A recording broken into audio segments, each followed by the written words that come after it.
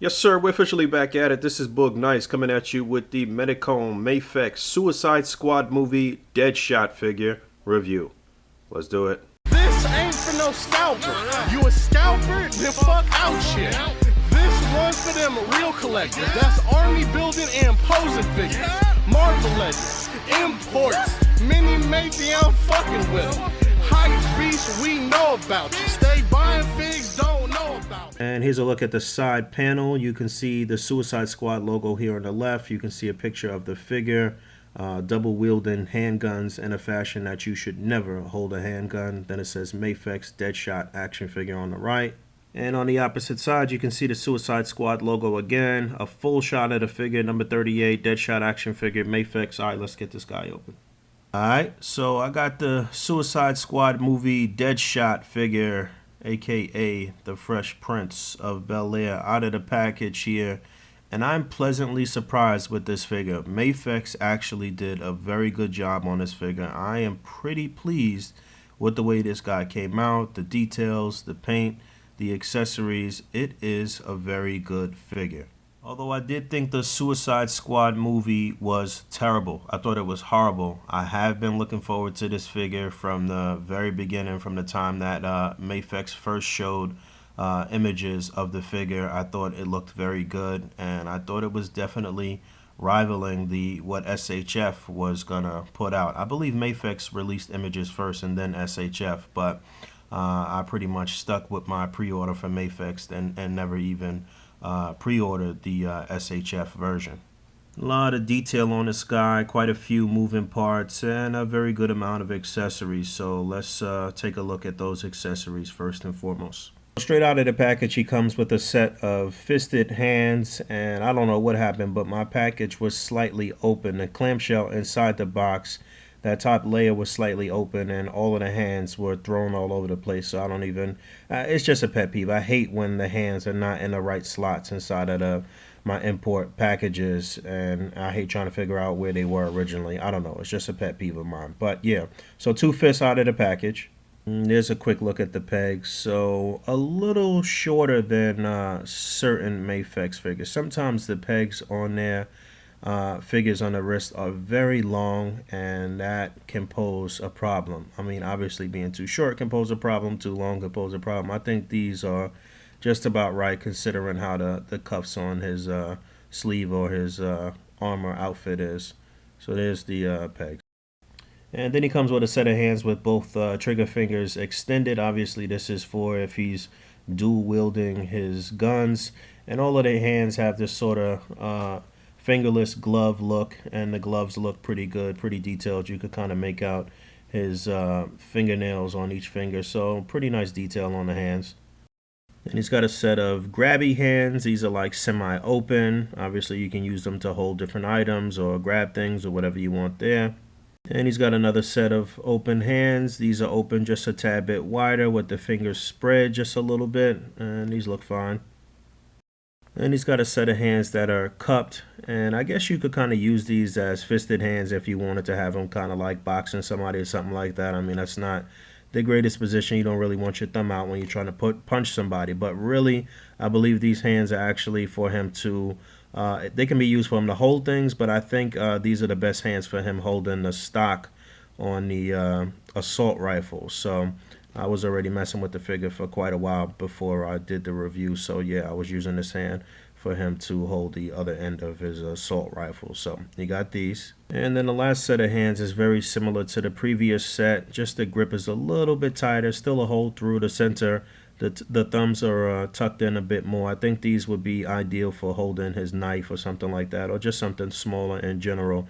I do probably think that he can hold a knife with that previous set as well, but those are all the hands. And then speaking of the knife, there's a look at the knife. You can see the handle has some little ridges on it. Looks like it has a nice grip to it, and the blade is silver and it looks sharp. It looks pretty good. And this hand is probably the one that's ideal for holding a knife. So the one with the tighter grip and the thumb tucked in, and that looks fine, and he can hold it upward or downward or any way that you want him to hold it.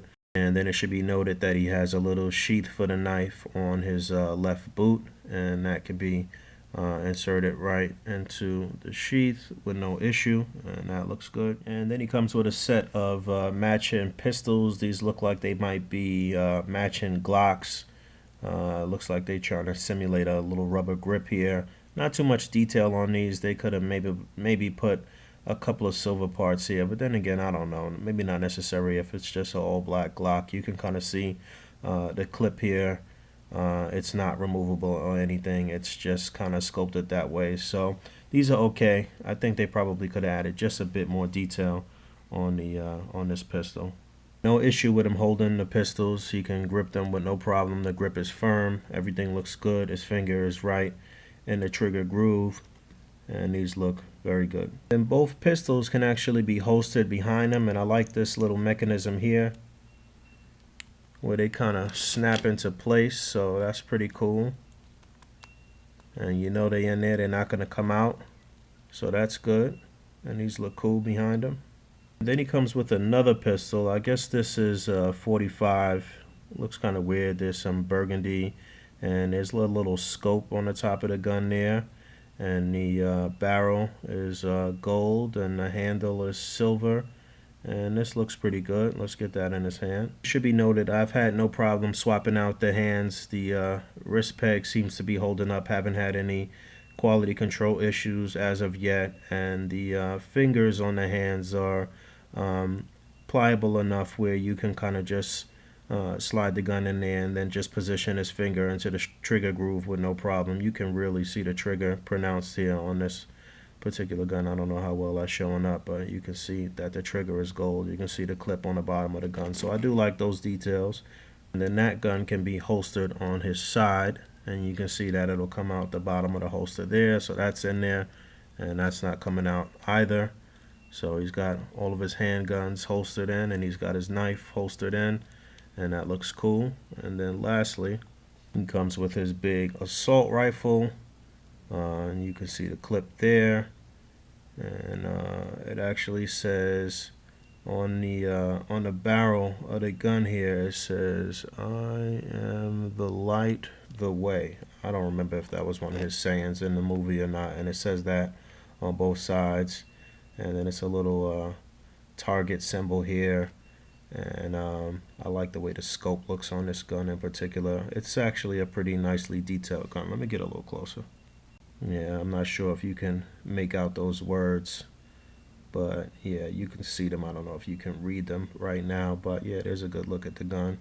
And he's holding this with no issues at all. Real quick, like with most import figures, if you want to position their hands in a certain way, you got to kind of spin this wrist peg a little bit and then pop the hand back on according to what you want to do. So I'm spinning this around so I can get it downward, so I can have him holding the rifle a certain way. I'll show you. And boom, I think that looks very cool with all this gear and everything on. So not bad at all. Let's take a closer look at his face and then look at the last accessory. So out of the package, he comes unmasked, and I think they did a pretty damn good job of capturing Will Smith's likeness from the movie. I think the skin tone, the complexion looks very good. And you know, Mafex has had some trouble in the past, especially with faces. And I think this is probably one of their better head sculpts here. I think the shape of his head and everything looks on point. And I really like this. I like the details here. I like the little noculule or the whatever you would call that thing. Let me know in the comments. And I like how it's connected around the back of his head here. That little detail with the strap, and it's going around his ears, and you can see a little earpiece in his ear. The beard looks good. Everything looks very good on his face. I think they did a very, very good job here. And then there's a look at the masked version. And I think this looks very good. It really looks like mesh. Hold on. I feel like I was getting a little, it wasn't really focused, but I don't know. It really looks like mesh here around the mask. And you can see that it's stressed a little bit by the neck area. Like it's a really tight fit. You can see his ears sticking out, or his ears kind of protruding under the mask. Again, this white might not be showing up that great, but I see a little paint imperfection right there on that side. But yeah, a little gray and black streak here against the back. I mean, the mask looks like it's really fitted to his face, and you can see his one eye on the right side, and then his little aiming mechanism or whatever you would call that thing. You can see little holes for breathing here on the mouth. Really nice details here on this one. You know what else I like? I like the size difference between the two head sculpts here. The masked face looks larger, as it should, with more around the face, but it doesn't look oversized. It doesn't look disproportionate, and the proportions on the unmasked face look very good as well, with all of the armor and stuff on the body. So very good attention to detail here. And then speaking of detail, just want to go over some of the details on this on the figure, on the body. I mean, there's so much to look at here. I forgot to mention that it also says "I am the light, the way," right across his collar here on his shirt, and that's cool. And you can see a little target symbol here on the left side of the armor. This is all sculpted, and you can see some rivets and some raised parts here. This is a little soft material right here with the strap, so that's not going to hinder the arm articulation in any way. And all of the armor parts look very good. There we go. These are all different textures here, and they just did a very good job. All of these little rivets here, and you can see one of those little like rope climbing hooks on the belt here, and a bunch of clips and everything around the belt. None of these are removable, unfortunately, but it is a very nice detail, and it looks exactly how it looked in the movie for the most part. Looks like some little scuffs in his armor there, and the body armor. And you got more clips here for the assault rifle on his left leg, and you can see the holster. You can see all of the little ridges and creases and everything in his pants, and that looks great. And look at the knee pads, and you can see some wear and tear on the knee pads, and all of the straps and everything are there, and the buckles are pronounced, and more creases and everything down around his legs. I really do like the way these boots look. You can see the treads on the bottom. You can see the laces. You can see just about every detail on this. I think they did. Looking at articulation, the head, as you saw, was on a little ball joint down here where the neckline is, and the head can actually move independently on the neck, and then the neck moves as well. So you do get a decent range of motion on the head and neck. Let's get that back on there. All right, so yeah, you can get him to look down just about that far. I feel like the range with the unmasked head is a little better than that of the range with this masked version, but you could get him to look up just about that far. Maybe I gotta get this break this peg in. I feel like the fit for the masked head was a little tighter, so maybe I gotta break that in a bit more. But wish he could look up a bit more. But looking left to right, having a little pivot, there's no issue there. But I wish he could look downward and upward just a bit more. And the shoulders on the ball joint, this portion of his armor on the shoulder pads here is actually kind of pliable as well, so it's not going to really hinder the arm articulation. Arms will go up just about that far. You can actually get them to do a full 360. There is sort of like a butterfly mechanism here on the shoulder. You do get rotation here right below the shoulder at the upper bicep. You get a single jointed elbow. That's one thing that I don't like about this. It looks like it's double jointed here, but the way that this portion on his bicep meets the forearm, you don't really get it to double bend, and I do not like that. I don't like that with figures, especially that hold a gun or a sword or something like that. I would have liked to maybe get him to hold his gun on his shoulder or something like that. So I was not a fan of that. Obviously, you get wrist articulation and you get a hinge on the wrist. And as far as the upper torso, it can move down just about that far. And let's see some here. And it'll move back pretty far and turn left and right here. I could see maybe this getting scuffed up if you do too much left and right with this. But then again, would it be that big of a deal? It would just look like it's some weathered or battle damaged parts, I suppose. But you can actually turn him at the waist as well. And I wish you can get the ab down a little bit more in this section, but you can't. So that's pretty much as far as it'll go Oh, actually, you can turn it. You can turn it on this joint here. I bet I could actually break this, pull this apart inside here too, because you know Mafex be falling apart sometimes. But I haven't had any quality control issues, and you can get them going forward pretty far and going back pretty far. So not bad articulation in the upper torso. And it's going to be the same thing on both sides as far as the arms. I thought this was pretty interesting. This can actually flip up, so you got some articulation there for that back holster. And then as far as the legs go, you can kind of pull them down a little bit and get them out, but this is interesting too. These flip down too, so it doesn't hinder the legs when you're trying to get them running or bending his leg. You get double jointed knees. Same thing on both sides as far as the legs. You can definitely get them seated if you need to. And then the boot will rotate left and right. You get a pivot. You get a little bit of a hinge. I wish it kind of rotated here as well, but it doesn't. You can see it turning just a little bit on that knee joint. It's not really a point of articulation. I think that's just the way it's built. But overall, you do get a very nice range of motion on this guy. Totally size comparisons. You can see that the Mafex figure is a pretty big figure. Seems like it's more in a 7-inch scale. Mafex traditionally is larger than Figure Arts and Legends most of the time anyway. But that is the SH Figure Arts Joker here on the left. So you can see the Suicide Squad Joker, so you can see how much smaller he is than the Deadshot here and the Marvel Legends Cyclops on the standard Bucky cap mold there. So again, Mafex is definitely in its own scale, or in its own category with scale here.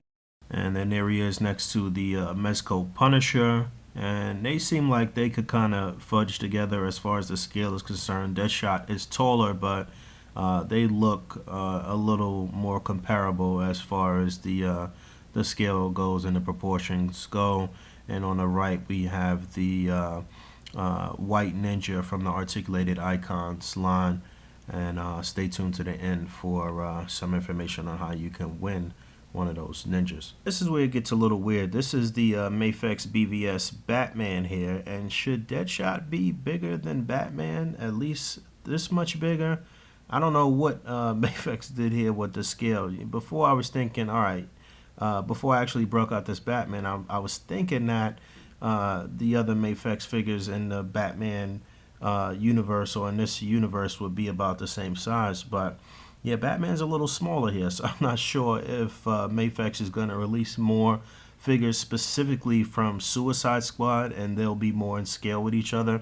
I mean, I know they have released some other figures. I don't have any of those. I don't have the Harley because I didn't really like the way it looked when I saw pictures of it.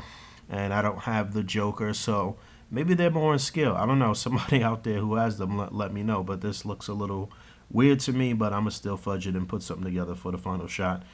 And let me get one more size comparison. And being that he was looking, that Deadshot was looking so large, I said, let me see how it looks next to a NECA figure, which is true 7-inch scale. So see, the NECA figure is just a tad bit bigger, but you know, that might work better. Maybe if you had some of those the cop bodies from the Terminator movie and put them up against Deadshot. I'm just thinking about displays and matching them up with other figures, because it is a rather large figure and definitely a little larger than figures in 6-inch scale. And you can see the Star Wars Black Series Greedo on the right there. So this is definitely one I would highly recommend. I think this guy came out very, very nice. I spent about 48 bucks, just under 50 bucks directly from Japan, which I think is a great value considering everything that you get. I wouldn't pass up on this guy. Only issue is the non-double jointed elbow and the fact that you might have a hard time kind of fudging them with the scale if you want to do A.C.B.A. or toy photography or whatever the case may be. But in the description below, like I mentioned, there is a link to the A.C.B.A. website. There is an opportunity for you to win a basic ninja from Articulated Icons by simply purchasing an A.C.B.A. Martial Artist cutout pack, which is the cutout pack we released in anticipation of the Articulated Icons line dropping. So you purchase one of those, you automatically enter into a drawing for the ninja. And then we have two more promotions going on. One where you can buy a dial structure t-shirt and in gray or white and be entered into a drawing for $50 in Big Bad Toy Store credit, as well as $50 towards, or $50 credit towards a diorama from Out Figures. And the third promotion we're running is my boy Dave Castle casted those pigeons and there's a 4-pack of pigeons that you can use just for an accent for your displays.